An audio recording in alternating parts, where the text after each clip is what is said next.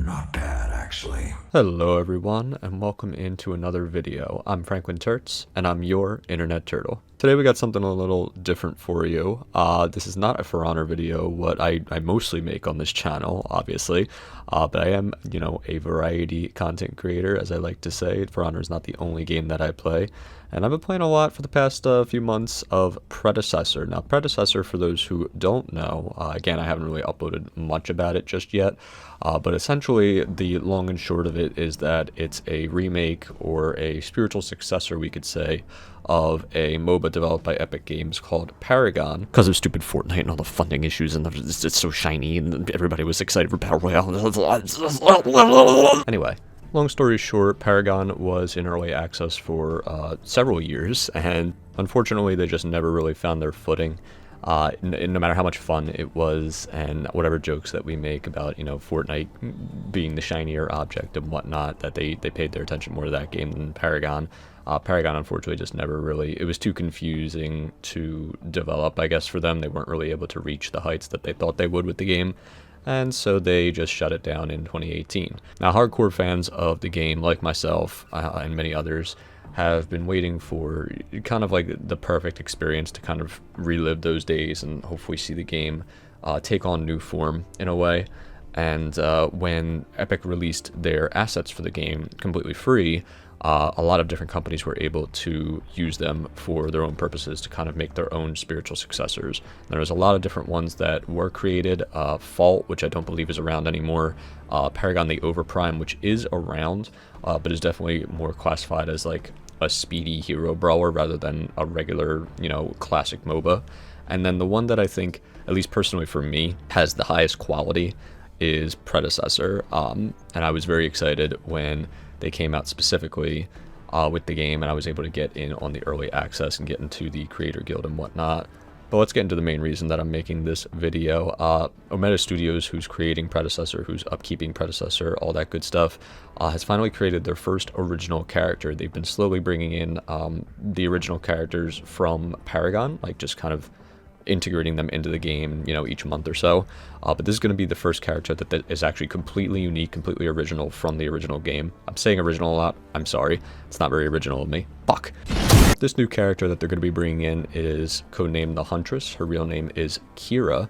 And she looks really, really fun. I wanted to make my first official Predecessor video be this video, because I think that would be a really good springboard into other Predecessor content on the channel, and I think you guys would really enjoy getting into the content after you start, it's a good jumping off point, essentially. But enough dilly-dallying, we're going to get right into the meat of her kit here, and I'm going to showcase a little bit of what she can do a little overview on her.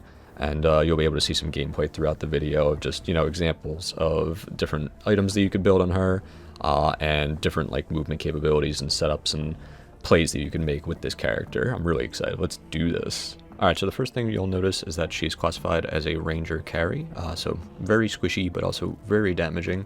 So you definitely want to play her as one of the main damages, at least, in your team. I also just love her overall aesthetic. I like all the different types of purples around her. I like the little grays that they added in as well. She really does seem to be kind of like a gothic huntress sort of thing. She looks what she's called, and that's really, really, it's really important. Alright, so I'm going to start from the left-hand side with her abilities, starting with her passive. Now, before I go into this, just a side note. Every character in this game does have a passive for those that have not played the game before or not familiar with it very much. Every character has a passive, so essentially you have 4 active abilities, including your ultimate, as well as your passive ability, which every character gets. Everybody gets a different kind of passive. So Kira's passive is called Vengeance. Kira's basic attacks and damaging abilities are going to apply a stack of Vengeance to enemy units for 4 seconds, and it's going to be stacking up to 6 times. Now, that essentially means that anytime she's going to be hitting them with a basic, anytime she's hitting them with an ability that does damage, you're going to get that stack of Vengeance. Kira is going to deal bonus damage to all the enemies affected by Vengeance, increasing by 2% per stack, so it's going to slowly scale up over time, especially though if you build into attack speed and stuff like that, it's going to scale up a lot faster if you burst them down with a lot of abilities at once. it's going to apply a lot faster. At maximum stacks, the bonus damage is dealt as true damage. Essentially what that means is it goes right through any sort of physical armor negation, anything like that that would mitigate the damage, goes right through it. So it's going to be dealing that true damage to melt them a little bit faster. Kira's alternate ability, her right click, is called Mercy. Mercy is the name of her sidearm here, her pistol or shotgun. I'm not sure exactly what it is. It just looks like either a really big pistol or a smaller sidearm shotgun sort of thing. But anyway, it's going to be dealing a decent chunk of damage just straight out the gate. And it could also critically strike and applies on-hit effects. And it does additional damage to enemy minions and monsters. So when you're clearing lane and stuff like that, it's a very low-cost ability to use. I believe the cost is just 40 mana. And so that's very, very low, especially for a carry who does not have a ton of mana, generally speaking. And it'll be really good with the poking that it can do and stuff like that. It's really good to alternate between your basics and this, because it's essentially another basic that you can just fire and have on a cooldown that you could essentially just alternate your fire. It's also really good for securing minions when you're trying to get that last hit for gold purposes, especially if your support is not exactly paying attention and may accidentally try to steal those last hits for gold for them. Her next ability is called Dusk. You're going to purify any enemy targets that are marked with your Vengeance, your passive, and you're going to be dealing damage per stack and slowing them as well for about a second, 1.25 seconds exactly. So about a second or a second and a half. The max damage that it can do is set at, I think, 240 at the end. But obviously it's going to be multiplied by how much damage you invest in, how many items you invest in damage-wise. This is really good as an ability because it's good for chase down. If people are slowly getting away from you, you could slow them down and catch up to them and get that final hit or two. It's also really good for people that get away from you after, like, get out of your range essentially after you already put a bunch of damage on them with your abilities and basics and stuff like that, because you'll more than likely have a bunch of stacks on them after the engagement, and once they disengage, you can just activate this ability and you'll be able to kill them even if they're way away from you. Like, they could theoretically be on the other side of the map, and as long as they have the stacks on them, they will die. Her dash ability is called Shadow Glide. That's the ability that you saw in the trailers a bunch, of how she turns into a bird. When you channel this ability, you move 600 units in the direction that you not are facing, in the direction that you will be pushing. So essentially, even if you're facing one way, if you are moving to the left, right, or back, even if you're facing forward, you're going to be going in that direction, whatever direction that you were previously going before you pressed this ability, or while you're pressing this ability. It's really, really, really good for, if you time it right, getting out of certain bad situations.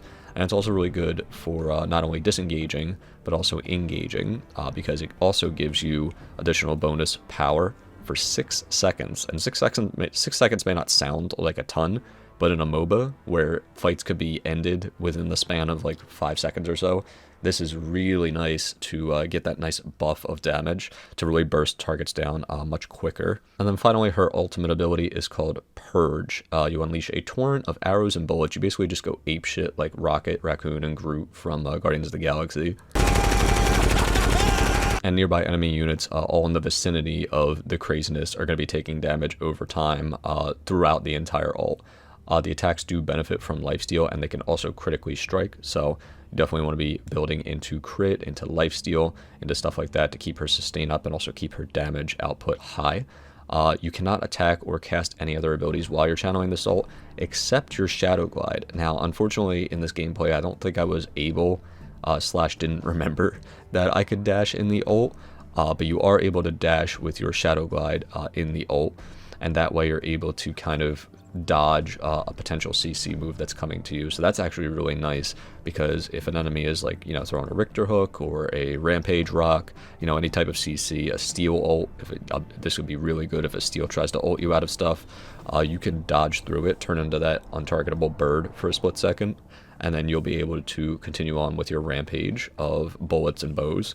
She's also able to move as well, but the movement is slowed by 40%. Like, you are able, if someone's like just out of your range, but they're gonna get locked down, you could slowly move into the direction to still hit them with a bunch of stuff. Last but not least, some pointers on, you know, just her general playstyle and how you should be playing her. Again, she is a carry. She is not a tank. She should not be initiating fights.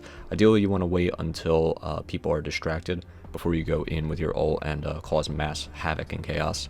But you could also just generally play her kind of like a pseudo Reaper. Enemy has been slain.